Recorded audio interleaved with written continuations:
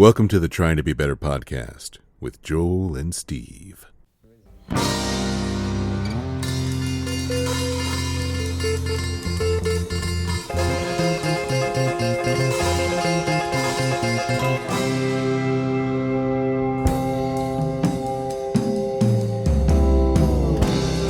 I did it. Is it recording? I don't know. I can't tell. Yes, it is. I see. Did we do it? I see. That's at the end, Colin. We're doing that at the end. Hi, everybody. Welcome to the Trying to Be Better podcast with Joel and Steve. My name is Joel. And I'm Steve. And we are at Oak Lake Park In Lincoln, Nebraska. We rode our bicycles out We here. rode our bicycles. So we couldn't do this morning because of Mother's Day. Yeah, and I mean, I feel like that's okay. I don't know. My mom's really getting in the way of my podcast I know. business. I mean, what has she ever done for you? I'm not going to answer that. Right. Uh-huh. She's done everything for me. I understand. We love you, Mom. Yes, moms. To all the moms out there. To all the moms. Mother Earth, birth mothers, mothers who couldn't be mothers, women who wanted to be mothers but can't. We love you. We see you. All of that. So we couldn't record this morning because we took moms to brunch. Yes. And so Steve also asked me to go on a bike ride yesterday. This is correct. And I said I couldn't because I was at a WBI bowling event. So Everybody knows what that is. Shout out to That's the Wellbeing Initiative. Shout out to Wellbeing Initiative. Give to Lincoln Day. There you go. Donate to Wellbeing Initiative. And KZUM. And what else? Anyway, so I proposed that we just ride. Yes. And do it live. Yes. And then I was hanging out with my brother Colin. Crickets. He's here. He's sitting right next to me. And I was like, hey, do you want to come ride with us and maybe be on the podcast? And I said yes. And he said yes. And here we are. Here we are. It's amazing.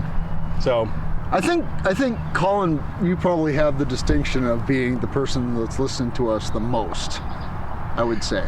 I mean, I think so. Until you ditched Spotify, and then I kind of fell off. Yeah. Well, we're on YouTube, But not on now, purpose. I mean, it's YouTube. I think maybe slightly less evil. I don't know. It's all. God damn it. I mean, we're really splitting hairs at this point with evil in the world. Right. Yeah. I don't think there's any way to be. Is there any way to be an American and not support horrible shit? No, there isn't. Not unless you are literally the guy living off grid. Even by accident. I don't know that it's possible. Yeah, well, that's the Good Place got around to that towards the end, where it's literally impossible to. Did you watch The Good Place? I watched The Good Place. I don't remember this. Well, towards the end, they figured out that you can't, just by living, you can't be a good person. Yeah. No matter what you do, somewhere down the line, there's going to be a bad result from like, for example, like trying to eat organic. Right. Or whatever. Somewhere down the line. So what's the point? Exactly. I think that's. I mean, I'm entering my nihilist phase, so it's kind of.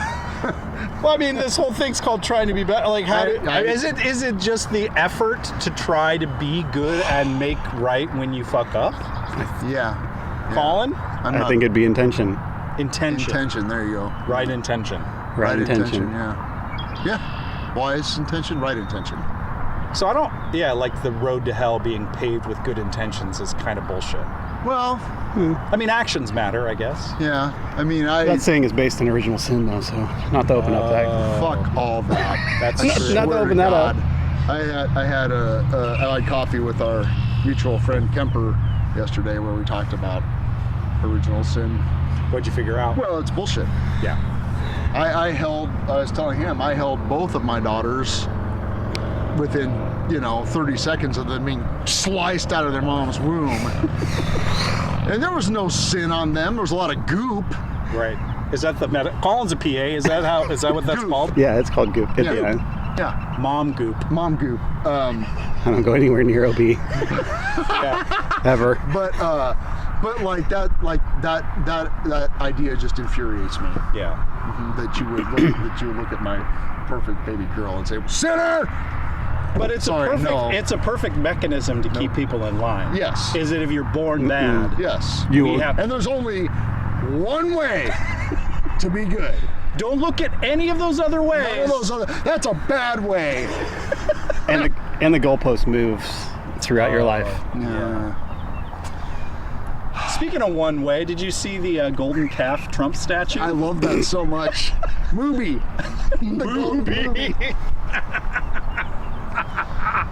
Yeah, isn't that great? But it's not a golden calf. Yeah, well, if you have It's a whole ass golden cow. It's a whole ass fat ass cow. Just, we live in the stupidest timeline. We are not a serious country. We are not a serious. Well, we're on our way to becoming Russia. Yeah, right. We're a third world country with iPhones. Without infrastructure. Without infrastructure, yeah, our infrastructure is crumbling. But we're gonna apparently the taxpayers now get to foot $1 billion for the fucking ballroom, which is so important. Yeah. So, I think it's great. Yeah. I think it's great. If only JFK had a ballroom, then it would be safer. Would have been safer for Would have been safer. He wouldn't have gone to Dallas. Yeah, right. But he was a fucking liberal anyway. True. Fuck that guy. Anyway.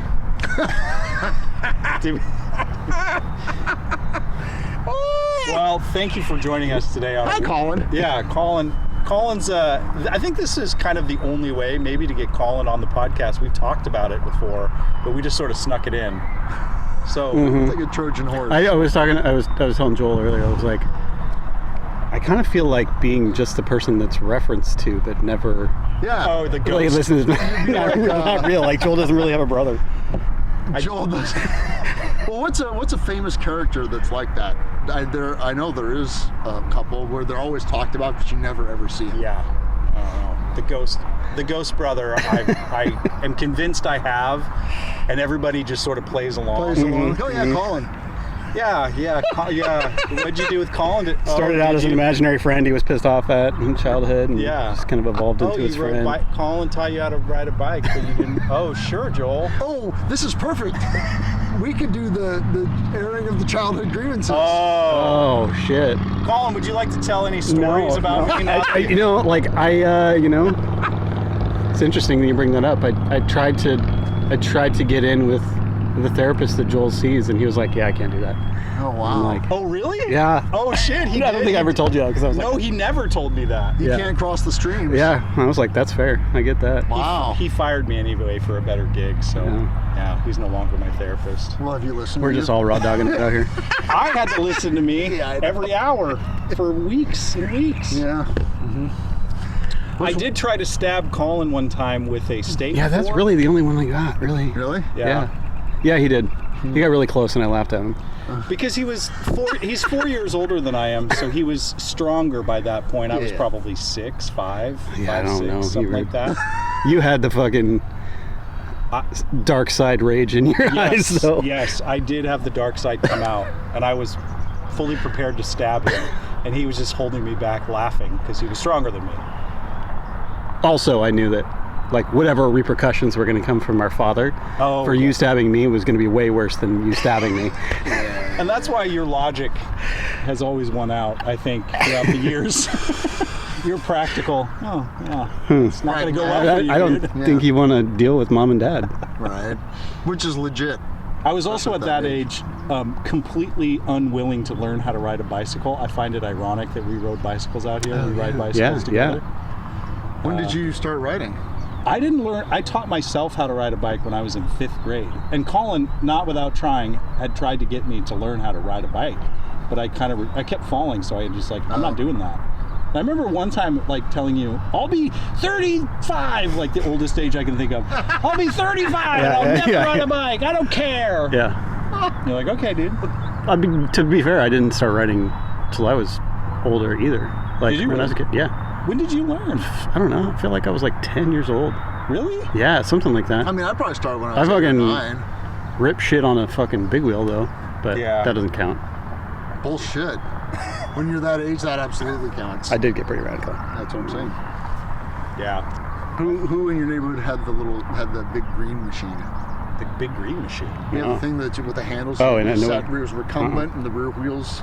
We did not. I don't know. I remember them, but nobody had one. Everybody had big wheels. Yeah. We had Dukes of Hazzard big wheels, complete with the matching. Confederate. Yeah, matching Confederate flag donned Yeah, it's Big bad. wheels. Wow. Yeah. I just said the OG. Mattel, whatever. Yeah. Yeah. Yeah, my neighbor Danny had the green machine, and that thing was coveted. I don't know. Tell me more about the. Because it's a recumbent thing. Uh-huh. So He's demonstrating for yes, everybody. I am. And then you pedal the big wheel up front, but it doesn't turn. There's handles, and there's an Like a I-beam tank. behind with 2 little wheels. Uh-huh. So you steer from the rear. And in like cul-de-sac big wheel wars, that thing was unstoppable. Yes. Because you come charging in there, And the turn radius was, yeah. and, well, you spun the rear end around and just wham! Right into your opponent, and they lost every time.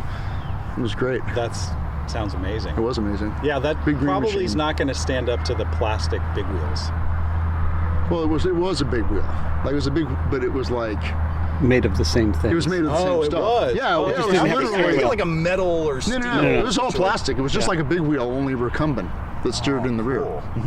Nice. And there was all the plastic slick wheels, so you got Yeah. up some speed, and then you just cranked it, and wham! It was great. Good times. Like Mario Kart shit. Kinda, yeah.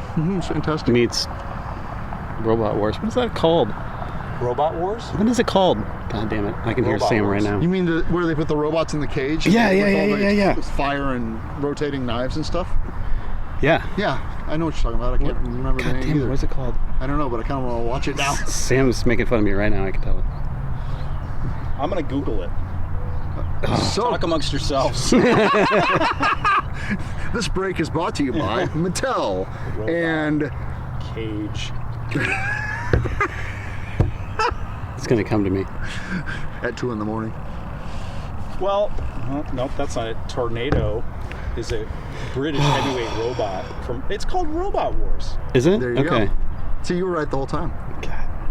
I mean, that's what I'm going to call it. Robot Wars. I'm glad we got that settled. Now that everybody's stopped listening to Yeah. yeah. they were listening in the first place.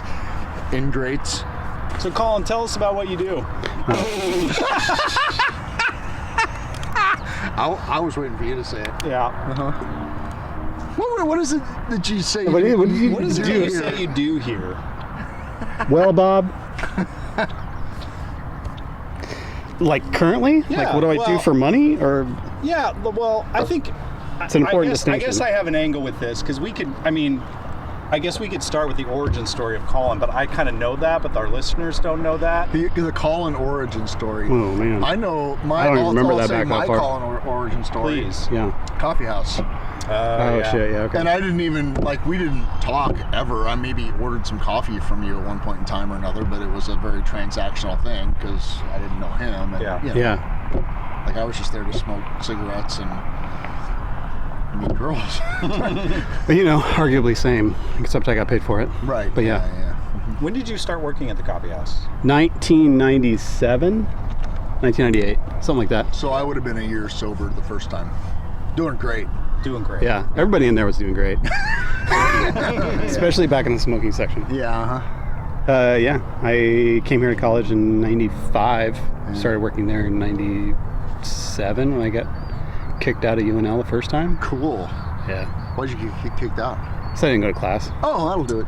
Yeah. The usual. I just laid around the dorm room. I did get an A plus and then 3 Fs, so they Oh.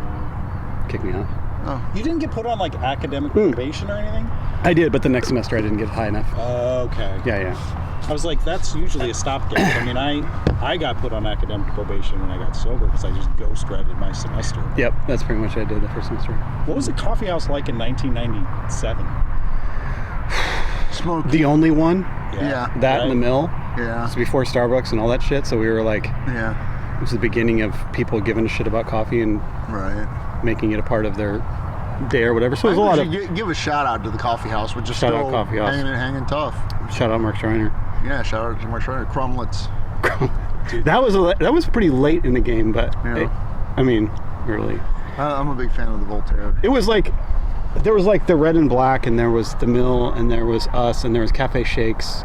Oh shit, I forgot about that Where I one. saw Bikini Kill. Oh, Shout far out out. Bikini Kill. Yeah. But anyway, like it was just like a space for all of us Weirdos. rejects, Yeah. right? So like all the people that didn't have a home had a home there. Right. And like It was great. we had a guy that was like just decided to be a monk, and he wouldn't talk. But you remember him, right? Yes, I do. Yeah. Right. And then Plato Chan and like tons like everybody from like, you know, sorority girls studying to punks that Magic the were drunk, Gathering. magic, chess, Oh, lots of chess. you know what I mean? I played And it would chess kind of there. like rode that whole like jazz coffee house Yeah. beatnik thing that happened in the late 90s. Yep. So I was thinking about that the other day, that like that was the Facebook events page. absolutely. And it had a payphone, Right. so you could contact people because we Yeah. didn't have cell phones. Hey, is Chad down there? Great, Yeah. I'll be down there. Or you put the phone down and you're like, do you remember this? Yeah, tell me more. Whoever, like, okay, there were 2 payphones in the back in the smoking section of the coffee house, and that's how you got a hold of people. Yeah. Like, I had that like number memorized because I would call either the coffee house phone or somebody, like, to see if somebody was there. Mm-hmm. But people would call down to the payphone, and then whoever was closest would answer it. And then yell like you're Yes. like you're in somebody's house. Yeah. Like, hey, is Joel here? Is Snake here? Yeah. Snake? Is there a snake here? Yeah. Snake's not here, man. No. Click. And then some people would like get really annoyed that it always rang, and so they Yeah. just walk up and hang it up, and then they call back, and it was like this thing. Or just leave it off. Yeah. I feel like there were some people that were back there that would just leave. They would just pull Just it hang- off the thing and let it hang. And then somebody would come along and be like, hey, hello? Yeah. Yeah. Total anarchy. But it was like, I mean, that was how everybody found out what was going on. There was no Facebook, there was no phones, there was nothing, but there were only like 5 different places that all the punk rejects would be going. Yeah. It was like O'Rourke's if you could drink, Right. or Duffy's. Homer's, and the coffee house, Yeah. and like fucking Snake's house for a house show or something. right. You know what I mean? Like, that was it. Yeah, and I remember like you just And people show would up and be like, "What's going on tonight?" Yeah, people would ask me all the time because like you just know, like by living there essentially, Yeah. working there, you just by osmosis know what's going on. But it's funny, like how you talk about it, because it feels like I look on that with such nostalgia, but it was also annoying. Oh yeah, 100%. Like it was like, oh, fuck, you know, like. What was annoying? What do you mean? Well, like, was it if you worked there? I guess like I Oh, remember The responsibility of the responsibility sure. It's of like, keeping. man. I don't care. I just want to go home. there was like people like Trout that would be very outspoken about how annoyed he was that you were asking him shit like that. Yeah. Well, that was part of the charm of the coffee house. Right. This Yeah. is like the barista culture before it became a barista culture. Yeah, you might get berated. Yeah. If they even turn around to talk to you. Yeah, right. Yeah, if they deign. I tried not to be like that, but some days. I think that you occupied, if I recall, a certain like kind presence amongst a rough. I think people liked you and Sandy, your girlfriend at the time, because you were like nice to everybody and kind. Or at least not Not derisive. Yeah. Fuck you. Well, I hope so. Thanks for saying that. Yeah, I think so. Just short stature and long hair, probably. Yeah, you got me a job there when I graduated. And there was, I don't know that it exists anymore, but there was a thing called a troll shift. Yeah, my nickname is Troll for those of you that don't know. Oh, yeah, sorry about that. Yeah. So tell me, I mean, I could talk about the troll shift, Colin, but I'd love our listeners to hear your version of what So a most troll- of the shifts at the coffee house were like open to noon, which is open was 6 a.m.? 5:30. Yeah. 5:30. It was 6 and then it was 5:30. Yeah. To noon-ish. Yeah. And then from like noon to 8 and like 4 to close, 6 to close, Yeah. which is midnight. Yeah. But Joel didn't want to work before 4 No. and didn't want to work after 8. No. So he came in for 4 hours From 4 to 8. and Like the created slowest out of time. nowhere. And I think it may have been like, I remember Schreiner being like, God damn if it. this was fucking anybody else, dude, Well, I would tell him to fuck off. But Mark and I have made our I have made my amends to Mark, but Mark ended up firing me, and he probably did it a lot longer after than he wanted to. Yeah. Because I was like, I wanted my work schedule to fit into my class schedule. Yeah. Well, don't we And all? the social schedule. And the social schedule. I mean, that's all very important. You're a very social, outgoing person. Yeah. So I wanted to make sure that, it worked. For you. For my social calendar. Right. Not for Mark's business calendar. No. Just that did not factor. Come in for the 4 to 8 shift when everybody gets off work and comes in and split half the tips and bail. Yes. Not be around to close, not be around to open. That was great.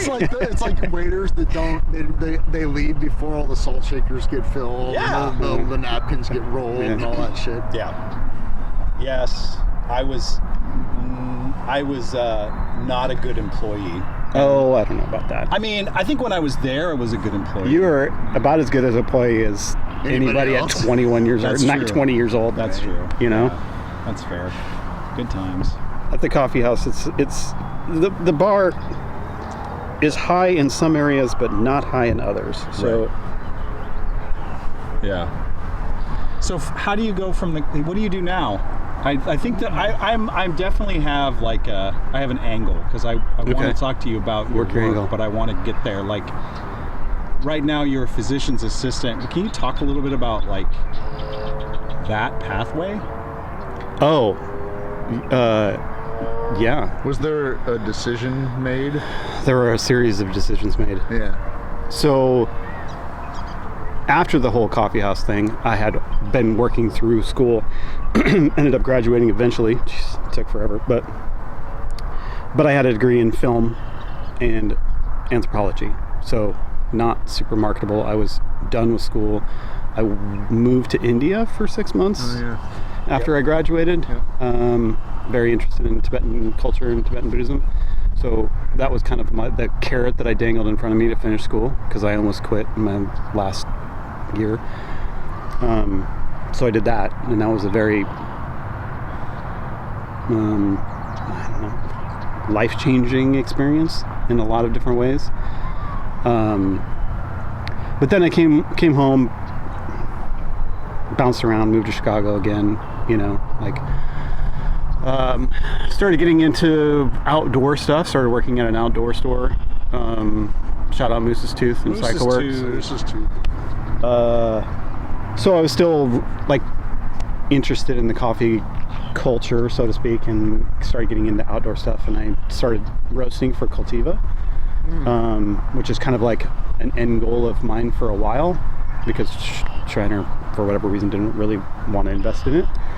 So I moved to Denver, came back, and then started roasting, and then I got interested in backpacking, and I started doing that, and I felt that I was kind of that, not to toot my hooter, but I was that person. Toot your hooter. That's what we're doing here. When first aid medical things were to happen, I would remain calm when others would, freak out about a paper cut or whatever. Can confirm. When I broke my arm when I was I'm not 7 trying to years throw you old. under the bus. Dude, throw me under the bus. When I was I had broke my arm when I was 7 or 8 years old, and Colin was super chill. He's always been chill in those environments, and walks toward and helps in those situations where a lot of people are going to throw up or run away or just call 911 instead of help the people. Anyway, I interrupted. So I thought that me going backpacking or doing long distance biking and stuff like that, that someone should be trained in first aid. So I found Noel's wilderness EMT class and kind of proposed it to my dad to borrow money to go to this class. And so I went to California and did a 30-day wilderness first aid and wilderness EMT class, and came back with an EMT and certification. Not long after that, I started working. I got my CNA license, and then I started working in the emergency department here in Bryan West as a tech. So What was your? I mean, that was the medical side of getting into things. Like, it really was kind of like, I have an interest in it. I had an interest in being like a medic in the military, you know, like that angle. Like, I always had an interest in it, but like, it was kind of, that's how I ended up in medicine or being a PA. But, so what about being a tech in the ED? Like, I would think that if you were not, that would be the place to cut one's teeth, or at least decide whether or not a medical career. Oh yeah, 100%. You know what I mean? Yeah. Like that. Yeah. Or what kind of medical career? But yeah, right. Yeah. What did you experience as a tech in the emergency department that made you lean into it versus cut tail and run and be like, this isn't for me? So, like, without getting too, like, I don't know, preachy is the word. At the time, very much interested in Tibetan Buddhism. So that like, if you want to know that suffering exists, that's a place where you will find it. Mm-hmm. You will see people on their worst day, whether that's a family member that's in there, or someone that just got their leg destroyed on a motorcycle, or they're having a mental health crisis, or having a baby, or just, you know, having a bad day. But I think it's like what the suffering gets you there, and what keeps you there is the people. And we've talked about this recently with the Pit. Shout out to Pit, that's an awesome show. But the core, and especially the core nursing staff of any emergency department, is the glue that holds pretty much the whole fucking hospital together. Mm-hmm. And they're the ones that make sure that everything runs. I know a lot of people think that physicians are the people that nurses nurses are the 100% my heroes in the medical world. So that was kind of like, you just get into the family, and you all have the same dark sense of humor, and like, you all see each other, and, you know, like, you see some heinous shit and you all go through it together, and it's kind of like, everybody understands and starts helping each other out. Like, if you're able to stay, like, if you're like emotionally and mentally and, you know, like, smart's able to stay in that environment. It takes a special kind of person that can do that. And there's a lot of chaos, you know, and like, to be able to, you know, flip through that on a 12-hour shift over and over and over and over again for years and decades. Mm-hmm. You become family. Mm. So, yeah. And that's what I thought I was going to do, was go to school for nursing and be an ER nurse. But I did get sort of interested in a new specialty called street medicine that's for, like, unhoused individuals. And so that was the big decision on, like, do you go to nursing school, do you go to PA school? Because I was already approaching, I was probably already 40 by then, or approaching 40, and it was like, if I go the nursing route and then try to be a nurse practitioner to help in the street medicine world, it's going to take a long time. Mm-hmm. And so I decided to go to PA school instead. Mm-hmm. And I sometimes question that decision, to be honest. You know, like, so yeah, that's how that decision was made to go to PA school. Mm-hmm. Like, I just kept going. Mm-hmm. So, well, you most definitely qualify as a non-traditional student. I was not the oldest person in my cohort in PA school. There was one person that was older than me by 2 years. Wow. Oh, wow. Yeah. But everybody else like straight out of undergrad? Most, like, I think that probably 10 years ago, most people going to PA school were older, like not like 40, but like in their 30s. Yeah. But now it's like a pathway. A lot of people find it better than going to med school. In a lot of ways, like, they get to do what they wanted to do with med school without all the bullshit of going to med school, right. Or all the, like, student loans are still a thing no matter who you are, but right. So it I would say that probably it's 50-50, like 20 somethings that were just straight out of undergrad that, like, that was what they were planning on doing, so they just went their biochem degree and then went straight into to PA school, and then there are a lot of people that did whatever, for a while, or they were working as a nurse, or they were working as a tech or phlebotomist or something for a while, and then they decided to surgical tech. So I want to go to PA school. you can do it, man. Well, I took you out to PA school. I helped you move out to Pocatello, Idaho to go to PA school in like the height of the pandemic. And so you were like doing half Zoom, half in person. Was it all online, or No. So the first half I was in the ER. And the second half of like lockdown, all the COVID shit, was at PA school. And ISU, Idaho State, where I went, was already had 2 or 3 campuses. I think they had at least 2, if not 3 at the time, previous to that. So they had a whole like audio-visual, Skype situation already at all the different campuses. Because they were doing like satellite shit. They were doing like some of the instructors were in Meridian, which is near Boise. Hard S on that. Boise. Yeah, you gotta say Boise. And so it was like half of our instructors would, be on video for everybody in Meridian and vice versa. And so they were already kind of set up for that. But yeah, we were like 25 people in the cohort in Pocatello, but they split it up into 2 different groups. And so every other week, it was like you could always opt to just stay at home. Right. But you couldn't go every week. So you had to be at home during the year. And then it just like de-evolved, like no one was going to class except like 6 of us. So I would just like, there were like 6 of us that were going to class regularly. So it was not really a problem. And we were all friends and hanging out anyway. I would take my dog in, like class. Nice. Nico every day. Class. Yeah. I didn't know that. Yeah. That's awesome.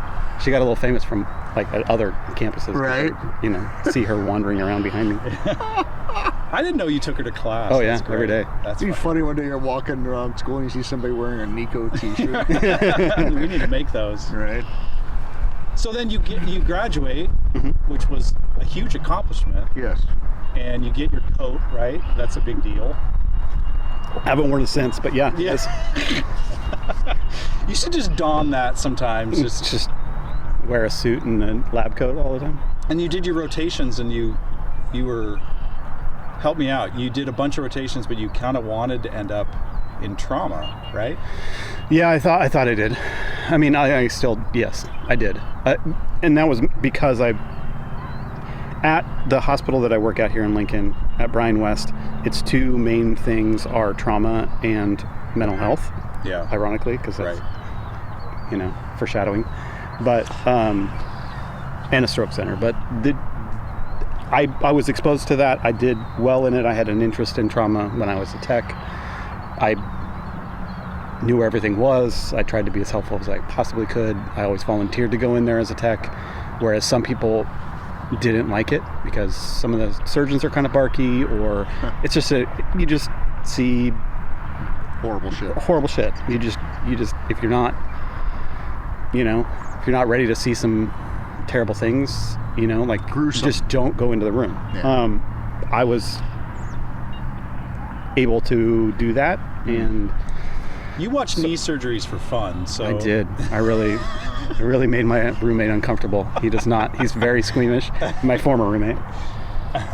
So he would come home and I'd be watching knee reconstruction surgery or knee replacements and shoulder surgeries. Eating popcorn, watching somebody's knee get hammered into. Yeah. Or pandemic movies. I'll stick with my training videos. Yeah. Or videos of pugs snoring. But that's not where you're at now. Can you talk about that journey and where you're at now? I mean, if you want to. Yeah. Well, we didn't onboard you to any of this. No. Normally we onboard a guest to like, we're going to ask about this. want to talk about, but sorry. No, there's nothing I don't want to talk about. So I came back after graduating. Well, before I graduated, I did most of my rotations here in Lincoln by design, and was able to live here, which was awesome. And I did a rotation with trauma, general trauma, and orthopedic trauma, which in hindsight kind of feel like maybe that might have been the route for me. But like I ended up getting offered a job by trauma while I was in the rotation, which is not always the case, and accepted it. And so I finished out my rotations. I think I had 2 more, like another, I don't remember what, like family medicine and then ER, I think, after that. And so I started like right after I graduated. I took the PANCE, which is our board exam, like a week and a half, 2 weeks later after graduating, and then started with trauma almost immediately. And it was kind of a transitional time for that department, unfortunately. Some of the surgeons were leaving, and then we got somebody that didn't really work out as a trauma medical director, and there were a lot of locums, and so it was Locums? Yeah, locums tenens. They're like people that, like travel nurses only, like doctors. So Yeah, they're only there for a week or 2, whatever. So not a lot of buy-in, not like, I mean, they're just there. Passing through. Yeah, they're good people, but Yeah. at the same time, they're not invested in the hospital as much as, say, somebody that was on staff there. Yeah. So anyway, it was kind of like not the best environment for somebody that just graduated, and so finding yourself like in the ICU at night, managing ICU patients all by yourself, and your doctor is sleeping in a hotel somewhere because he doesn't live here, and like Doesn't give a shit. you know what I mean, like it didn't. There were a few of us that kind of had some come to Jesus moments there, but ended up getting offered a job in psych, actually, which is kind of, I don't know if funny is the right word, but ironic, because my coworkers in trauma would always poke fun at me because I would talk to patients. How dare you? Unbelievable.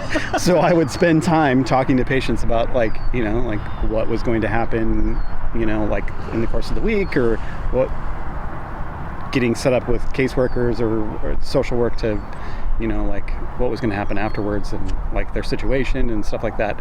People are afraid in the hospital. Mm-hmm. A lot of people are afraid, and for better or for worse, not everybody in the medical field is good at talking to people. Has great bedside manner. And or at all. And I don't Which know. is Like I have been in those scenarios, and I have family members that have been in those scenarios, and it's very like It can be really disheartening and not helpful. right. And make things more Sometimes scary. all people need is somebody to say, "Hi, my name is Steve, and I'm here because of this reason, and this is what you can expect. Do you have any questions? Do you have any questions?" Yeah. Like Yep. that can make If you don't have them right now, write them down. I'll be back tomorrow. Yeah.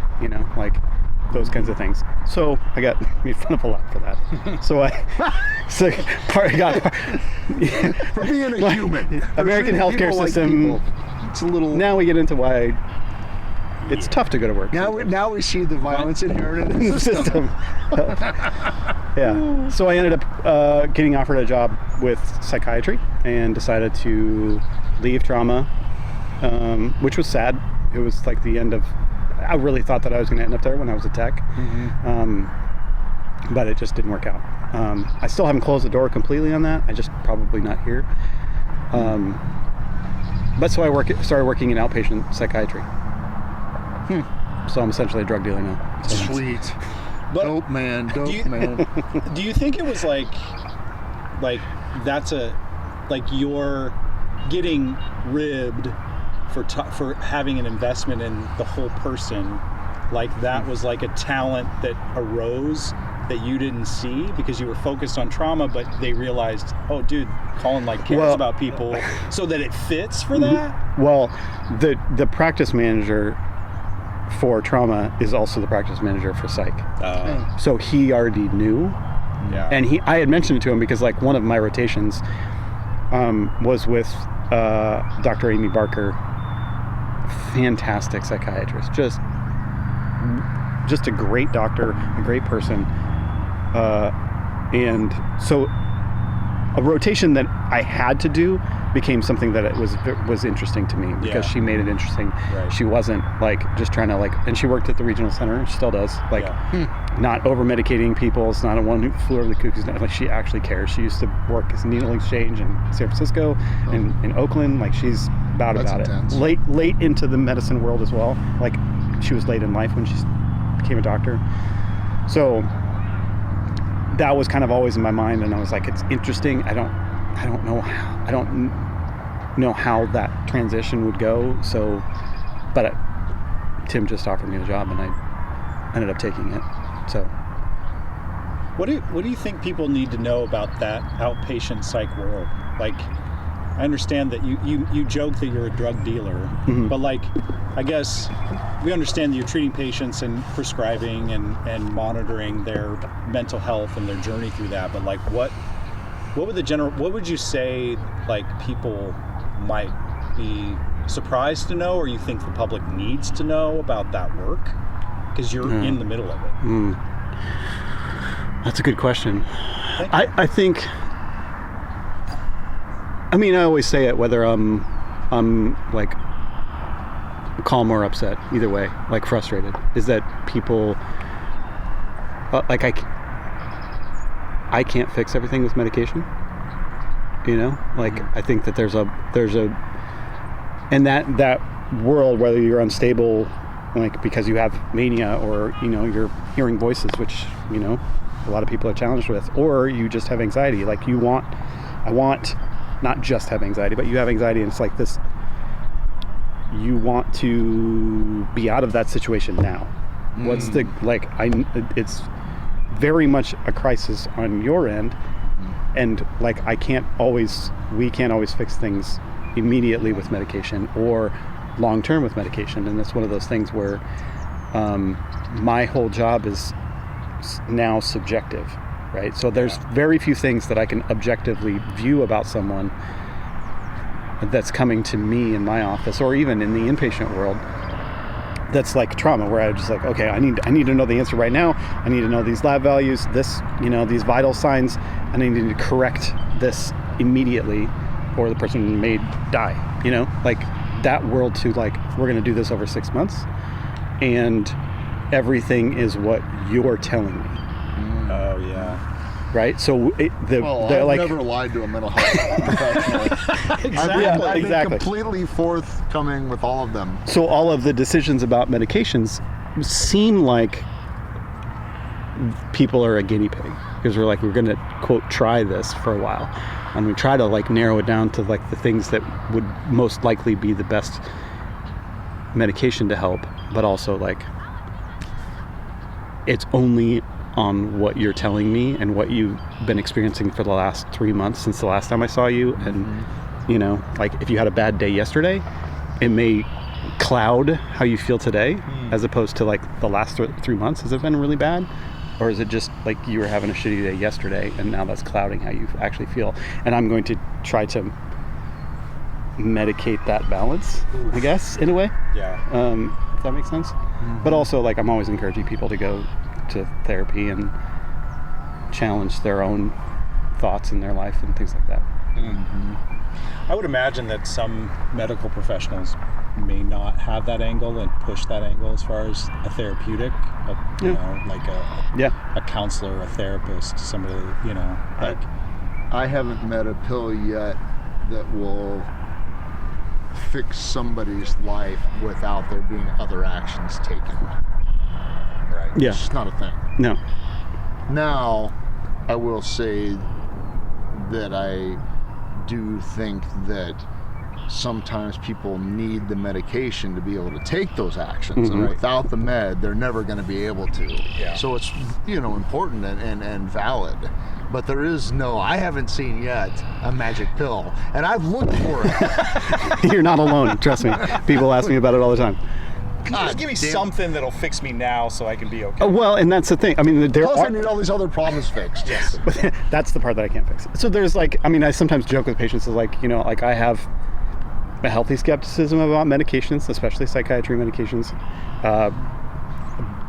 And also I can try to, like, lift the weight up long enough for you to be able to do that with your, you know, therapist or your family or whatever it is going on. Because, like, the acute situation is really bad. How can we help treat that so that you are stable enough to do all those other things, which I can't help with. I can't I don't have a pill to make your, husband act right. Like I don't, I don't have that's something that you. Well, you have should. I know. That'd be nice.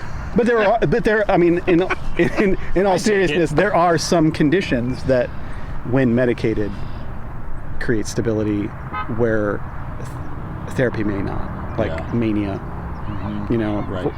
Yeah, therapy for psychosis, acute mania. So that's where we let's get to this stable point and then figure out the maintenance after that. And then also you should probably talk to somebody. You should, how did we get to this point where you were so unstable? Is there something else in your life that's not Our problems being pile filled? up on us. They sure do. My problems pile up on me. Shout out to Darren Keene. Wasn't that a great show? Oh my God. Yeah, we went and saw The Problems. Yeah, I saw that. It was great. Well, thanks for chatting. letting us trick you into being on the podcast. Yeah. And not you signed no waiver. You got no onboarding. Yeah. The check's in the mail. What do you? Okay, I gotta ask before we wrap up. What are you into now? What are you listening to? What music do you like? What shows are you watching? Are you reading any books? Shows I'm watching. Most recently, I still haven't finished the second season of The Pit. Everyone watch The Pit. So Shit's good. real. So good. Somebody that worked in that environment. It's super. It's actually very I don't real. think you can watch it, Steve. I can't watch it. Kirsten watches it, and I'm amazed that she watches it. But Maul Shadow Lord. yes, Because I'm a huge Star Wars nerd. it's the best Star Wars. It's really good. Thing ever. It's so really fucking good. Aka Vandal. Aka Vandal? ECCAVANDAL. She's I don't even know. I would say punk. Okay. But check her out. Yeah, this is music. Sorry. Aka Vandal. Yeah, check it out. Okay. She's pretty loud and in your face, but Okay. sometimes you need that. Yeah. Yes. Mm-hmm. Yeah. Can't wink at the blind. We need more punk right now. I think. Yeah. Cool. All right. Well, did we do it? Did we do it? Can we make stickers that say, did we do it? I'll get the merch department on it. Everybody quit. The whole staff's gone. It's they just quit. everybody just left. Something about no benefits, no money. Well, it's a good thing we don't have any HR. You know what I mean? Thank God. All right. Well, thanks, Colin. Yeah. Let's just get on our bikes and go eat some pizza. I love it. Oh, yeah. Shout out to Let's do Yayas. Newly reopened. All right. Bye. Bye. Love you. Mama told me, my papa told me too. Well, my mama told me, papa told me too. Well, I shouldn't be here trying to sing these railroad blues. If I had listened to what mama said. Wish I had listened to what mama said. Well, I wouldn't be here trying to sleep in this cold iron bed.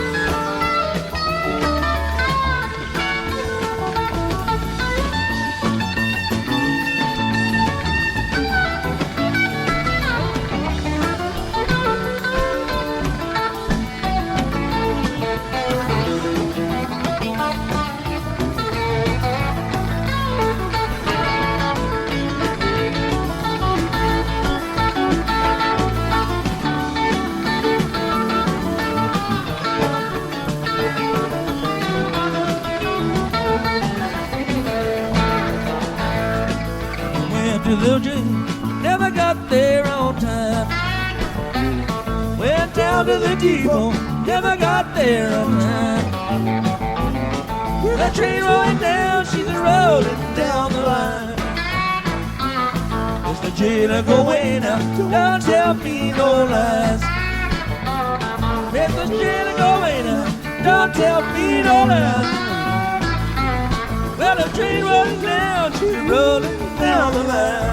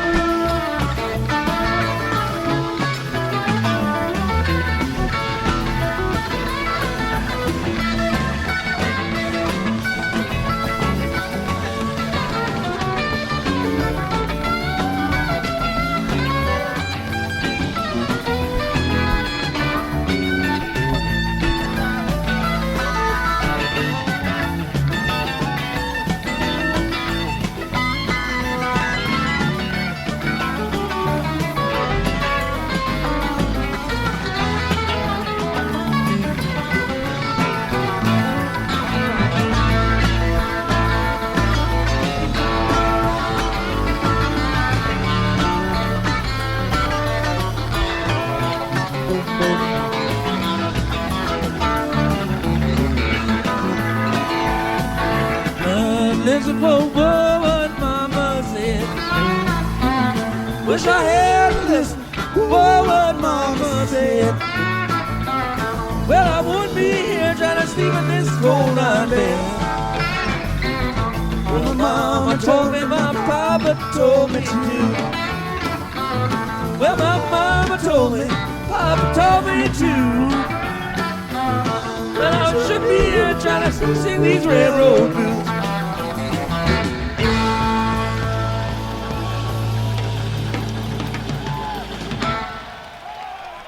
Don't forget, toot your hooter.